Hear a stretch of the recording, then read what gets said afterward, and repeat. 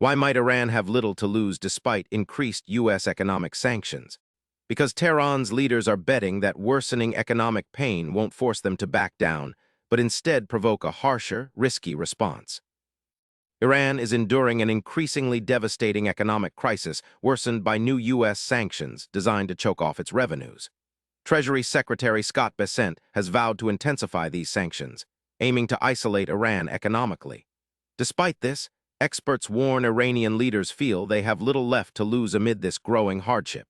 This desperation could push Tehran toward more aggressive measures.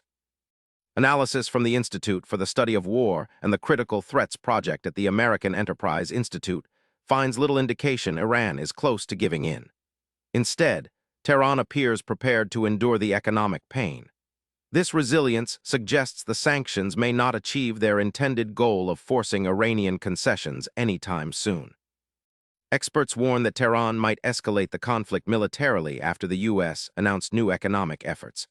An Iranian official even vowed that not a single drop of oil would leave the country, signaling potential disruption in global oil markets. This shows Iran's willingness to use military or economic leverage to push back against sanctions. Iran's leaders are gambling that they can weather the storm and force the cost of their economic pain onto other countries in the oil-rich Middle East. This could destabilize the region further, impacting global energy prices and security dynamics. The strategy reflects Tehran's calculation that escalating tensions might deter harsher U.S. actions. What this means for you is that escalating U.S. sanctions on Iran may not lead to quick results. Instead, the risk of military conflict and energy market disruptions grows.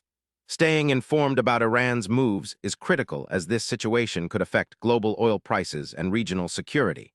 Subscribe now to stay updated on this unfolding story.